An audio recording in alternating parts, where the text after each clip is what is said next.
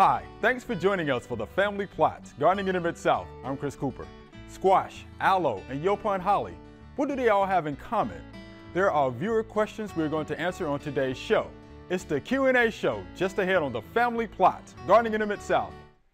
Production funding for the Family Plot, Gardening in the Mid-South is provided by the WKNO Production Fund, the WKNO Endowment Fund, and by viewers like you. Thank you.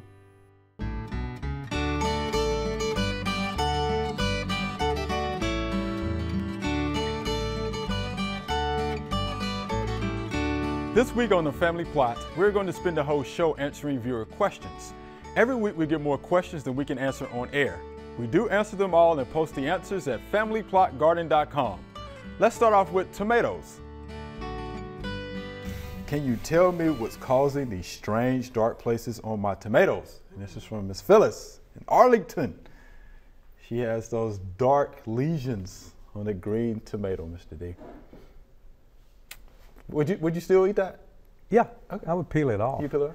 And it's common. What, rain check? Is that one of the, sometimes when you get cool rains on tomato plants, it can actually cause some spots like that on. I call it rain check. Rain check, first of all, I heard that. Rain check, and then I thought it was one of the bacterial speck or one of the blights could cause that. Black, some of the blights. The black shoulder is another term that's used, but I don't think it's anything to worry about.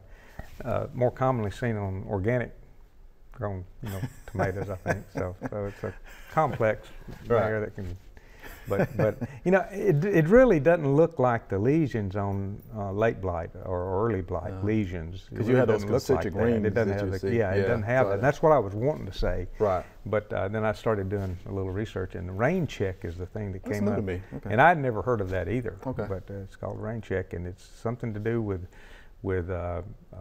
cool rain hitting exposed tomatoes. Ah, okay. They're exposed, and then the sun comes out, and maybe kind of like a sun scald almost. Right. And so it's kind of an environmental situation. But as far as it going into causing any damage to that tomato, I mean, you probably wouldn't want to eat that, but you can peel it off. Right. And look underneath, and if everything underneath there looks okay, Yeah, sounds good to me. Okay. Yeah, that's new to me though. Never heard that one before. But yeah, environmental issue, probably more of a cosmetic issue as well. Right. You just go ahead and take that skin off, you'll be fine. Yeah.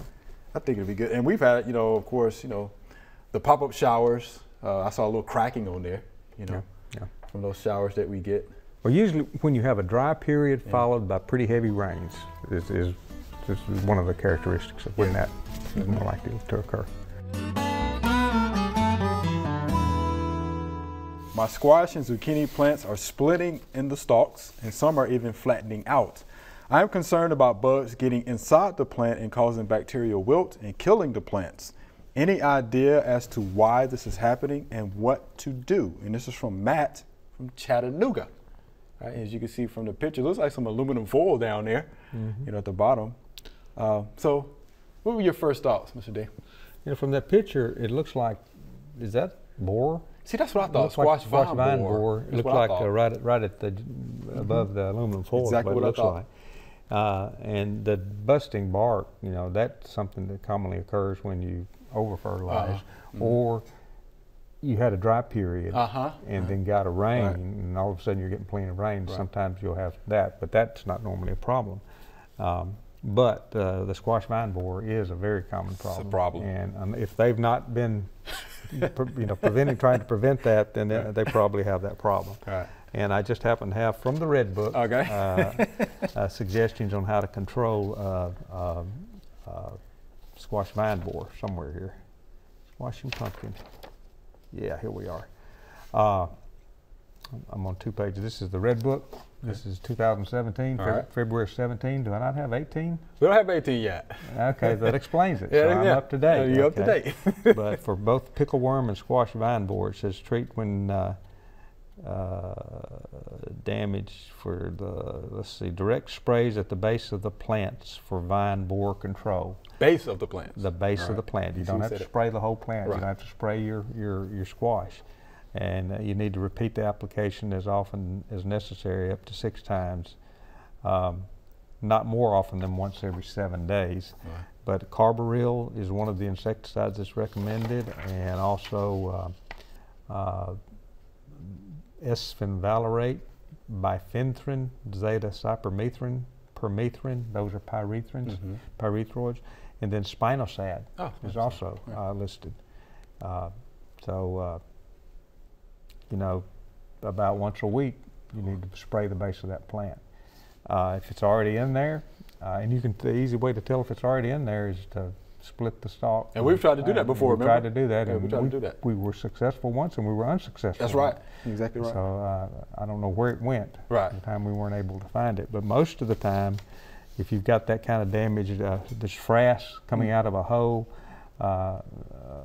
you know, at the base of the plant, that means there's something up there inside that stem creating that frass.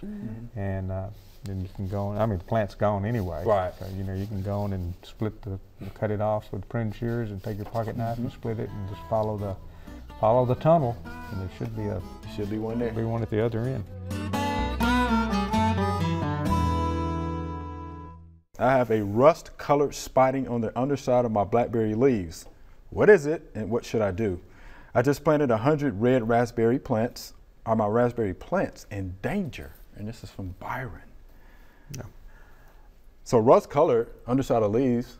Sounds like orange rust. Sounds like rust. Orange rust, which gets on blackberries, but it doesn't get on raspberries. So I don't think you're going to have to worry about your raspberries, but orange rust is a common problem on blackberries. More common on the trailing varieties than the erect varieties. So if you have erect varieties of blackberries, they're not as likely to get the orange rust. Trailing varieties are more susceptible. Wild brambles have this disease, and if you have wild blackberries around, then that can get, you know, the spores are spread by wind, and so one of the cultural methods is destroy all the wild brambles around. Well, you may get better blackberries off the wild brambles than some you do years the one than you you do do on right, the tame right, ones. So right. I don't, and they're pretty prolific. They're pretty hard to destroy all those. But if you have problems with that, Abound, Cabrillo, Pristine, or Captan, you need to apply it before bloom. You need to start early. Fungicides are preventative in nature. Sure. And keep that 7 to 14 day intervals. Repeat that application through harvest, and then make no more than 2 consecutive applications of Abound, Cabrillo, or Pristine. Do you rotate to non-related fungicides such as Captan or copper? Okay. Air drainage, good air drainage is good. However, the spores are transported by wind, you know. So, but if you have them where they can't breathe, they won't dry out as much, and fungal diseases like wet conditions and damp conditions. So, you know, have them in a, you know, make sure that you have good air drainage. So, which may mean you may need to do some pruning. Space plants, control weeds, and then remove and destroy the fruiting canes immediately after harvest will help prevent it from spreading.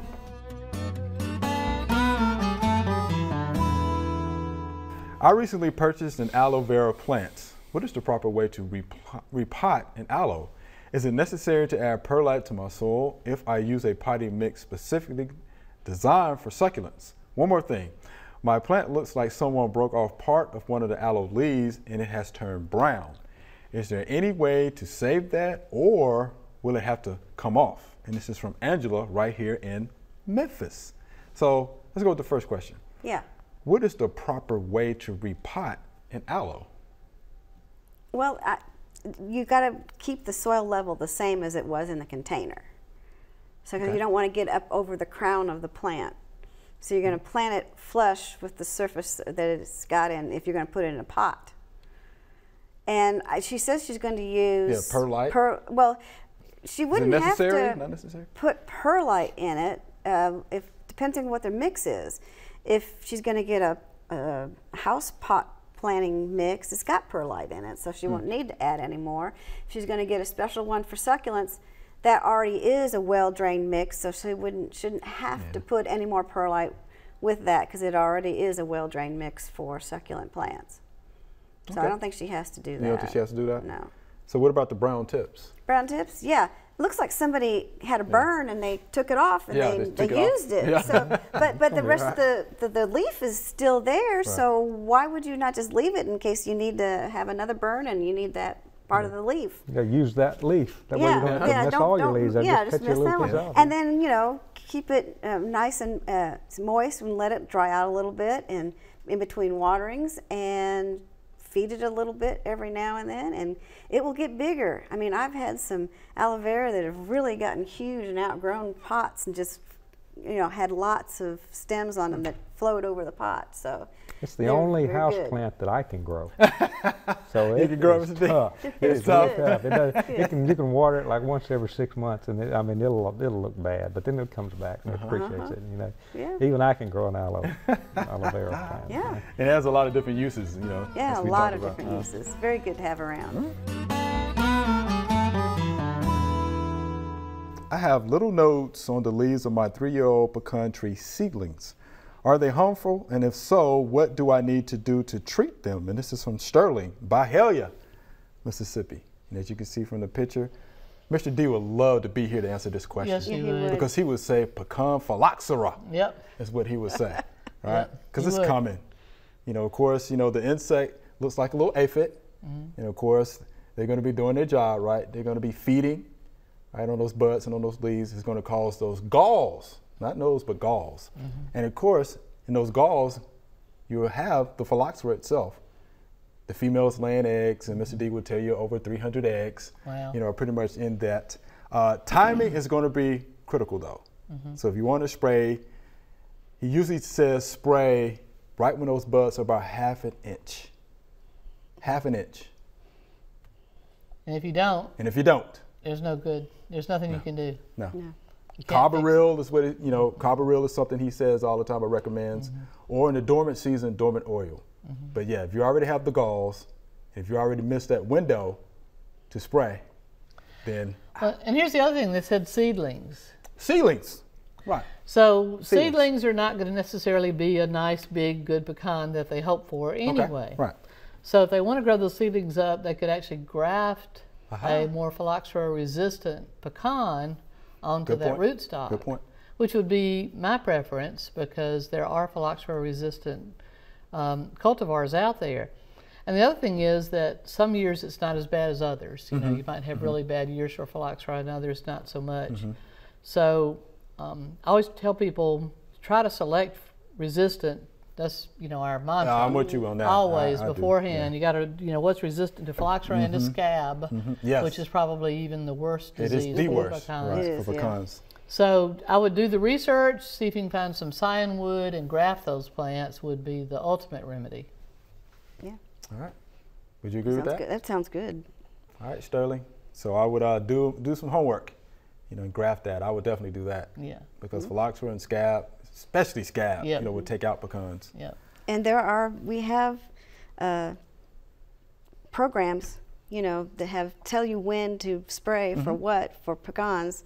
And so just go by your extension office and a list of resistant varieties. True. So we definitely have that as well. Yeah. There are a number of gardening events going on in the next couple of weeks. Here are just a few that might interest you.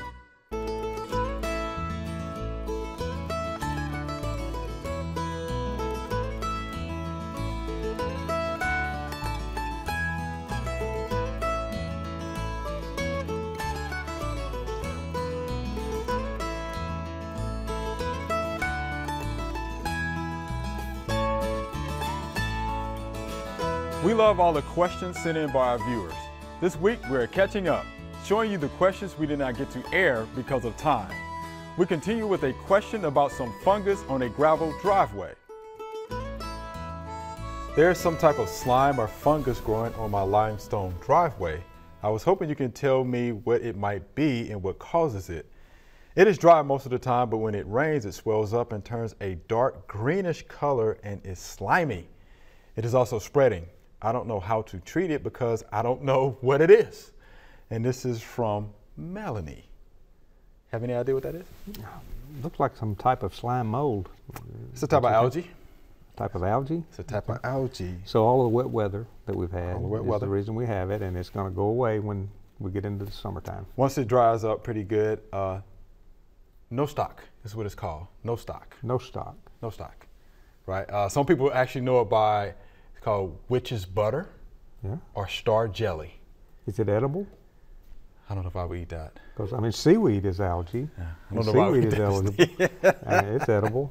So you know, it really doesn't look that tasty, does it? No, it doesn't No, look I that think tasty about to it. me. Yeah, it's green, slimy. it's a type And of of course, the rain actually rehydrates it, But I usually see it in lawn conditions when you have compact soils and poor drainage. Well, it likes the moisture. Likes the moisture. It's So good. it'll dry up, but then, once it rains, rehydrates. So you need to improve your soil drainage in your lawn. Drainage. Yeah, aerate, And aerate. right? If you want to go another route, believe it or not, of course, there's a fungicide that controls algae and moss. It contains what? Potassium, salts, fatty acids. I mean, you can use one of those, Yeah. hook it onto a end of a hose, spray it out. Yep. There's some things that you can use in ponds Okay. to control algicides. Okay. And that would probably be the trick too. Okay. So yeah, Melody, no stock. No stock. Algae. So it's not a slime mold. It just looks slimy. Cyanobacteria is what we Okay. learned in school. Okay. But it also goes by. But yeah, that's slimy. I don't know if I want to eat that though. No, let's hold off on that. I have two really huge shrubs and need advice on how to make them not so huge. Ideally, I would like to cut them back instead of digging them up and starting all over again with new plants. The plan that came with the house says they are dwarf Yaupon hollies, but as you can see, they're not dwarf anymore. I pulled one apart and the inside branches are very supple, so I think they are healthy. Any advice on the proper way and time to tame these beasts would really be appreciated. Thanks in advance for your time and assistance. And this is from Tyra. I like the fact that the house came with a plan. And I like the fact that Tyra is really well written and isn't it? she's so it's like supple. Yeah, supple. I love that. Yeah, when I saw the picked up supple. on that How too. many people say Good job supple? of describing, right. Right. So how can we help her out? Because they're pretty big. Yeah. Did she say what size they were or what size she wanted? She didn't say. Well, she the just said they picture were gives huge, us a clue. But yeah, that's pretty big. And I like to tell people dwarf doesn't necessarily Yeah, mean me, dwarf. I No was- plant yeah. stops growing. Right. It's going to keep I was growing waiting for you as to long say as it's that. alive. So it means it has a more compact habit. I love dwarf Yaupon. It's native and it's adaptable to so many different situations, but it does get big over time. And I'll tell you our experience at the station, they got so big that they swallowed the lights out around the parking area out front. And certainly they can be cut back hard. Jason took a chainsaw and cut them off at the base, totally gone, just a little bit of a trunk. And they rocketed back because they about have that? enormous root systems. So within 2 or 3 years, where it had taken them probably 12 years to get too big, within 2 or 3 years, we were right back in the same problem. So I would move them. So you would move them? I would move them. I know she doesn't want to, and they are a lot of work, but I think she's going to always, cutting them back every 2 or 3 years is certainly going to work. But you do have an ugly phase where it's been sheared off and you look at a lot of Yes. stems. Right. She said the inside branches were supple. Even if it got that size, she might see if there are a few branches she could turn it into a tree form and plant stuff under it. Yeah, that's true. But it's still going to not grow. Yeah, It's right. still going to get tall. tall. It's going to get Yeah, massive. I've seen that done with other holly and it looks quite good. I've never seen it with the dwarf Yaupon, but that might be a cool thing to try. It just depends on what she's starting with. But you would recommend moving? Just moving? I'd just bite the bullet and move them because they're great plants. It's just the wrong spot. Right. I know everybody likes to plant things next to the house, but Sure. I'm not a I fan know, of foundation plantings in general. House on bed of lettuce sort of look. Yeah. Bed of lettuce. What would you recommend to replace it with? Well, again, I don't go with shrubs next to the house normally. I would probably limb up some small trees because I do like shade on the house to reduce the use of electricity. And then go with some understory, ground cover, perennials, and things like that of that nature that would never need to be pruning. There are a few shrubs that don't grow too tall. Once they get to a certain height, they grow sideways. And we could discuss that at some other point. Okay. Is there a legume that can be used for a hedge? And this is from Luke via YouTube. All right. Legume Yes. hedge. Yes. Ms. Joylin? Yes. Yes. Okay. That's the Fabaceae family, the pea family. Okay. All right. And there is a wide range of plants in that, from trees and vines and shrubs and everything else. Think of wisteria. Yeah. Wisteria vine, you know, Yeah. kudzu is in that family. Red buds. Mesquite, Yeah. black locust, Oh, look Black, at that. that's it. Honey Black, locust. There you go. black locust, honey Look locust, at that. thorny Yeah, with the locust. thorns, right. Yeah, so I mean, what size hedge does he want? Yep. And what do you want to keep out? Oh, yeah. And true. Honey locust would keep an army out. Yeah, because of the thorns on it. In fact, there's another one that's called Cargana. Oh. And there's a lot of Cargana species, and they are shrubs. But they do develop little thorns on them, and they are known to be made into shrubs. Do you get a feeling that maybe Luke don't like his neighbors? I don't know. But yes, I mean, or is pick he what just you maybe want. the nitrogen fixing is what he's looking for? He's looking for a little action. Well, and in a lot Specifically of wants a them, legume. yes, Maybe. yeah. Well, and see this Cargana species; the pods are edible, and they have blooms in them. So, and then they're green, but they are deciduous. So I don't know. Oh, okay. Yeah, that's the. In fact, most of this family is deciduous. I don't know of any of them that are actually evergreen.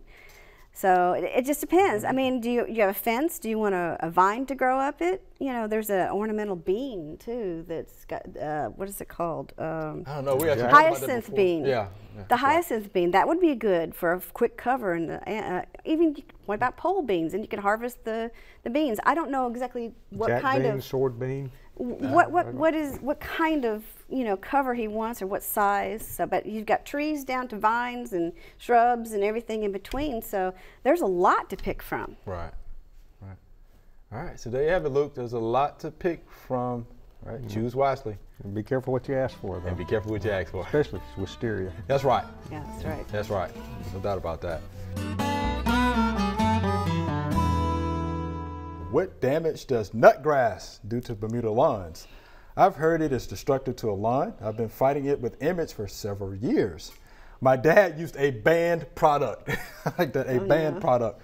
What can I do? I've heard to move off and leave it. Can't do that yet. My next door neighbor has a larger crop than I. They are not yard people. Uh-oh.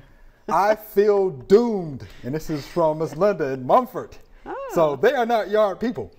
Yeah. She feels doomed. What So- if you could talk them into letting them control their Yeah. nuts? Oh, well, I'll She just knock could- on the door. Can I Can I can I spray help you out your with yard this? too? Yeah. Can I help you out with this? Yeah. So what damage does nutgrass do to Bermuda lawns? Well, though? it doesn't do anything. It's just competition for space. Yeah. Yeah. So if you grow a thick stand of grass, that would help. Yeah, so Number one. maybe switch to some zoysia grass. It's a tighter grass. Something's a lot thicker. It's a lot thicker. Right. That might help. Nutsedge is tough. It is tough. Mm-hmm. You know, if you pull it up, it breaks off the little bulblets in there, It is and tough. it can reseed as well, and it spreads, and it does look weedy. It does. You know, I mean, Image is what you would probably Image use is to what control. she's using the right product, but it's going to take several years before you get the control that you're looking for. That's true. Right. So And you if just the have to be neighbors patient.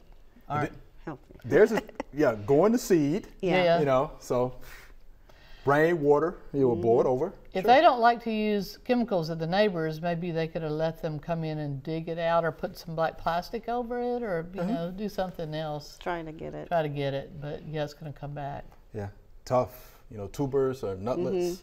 A lot of And something carbohydrates. else too, though. Yeah, a lot of carbohydrates.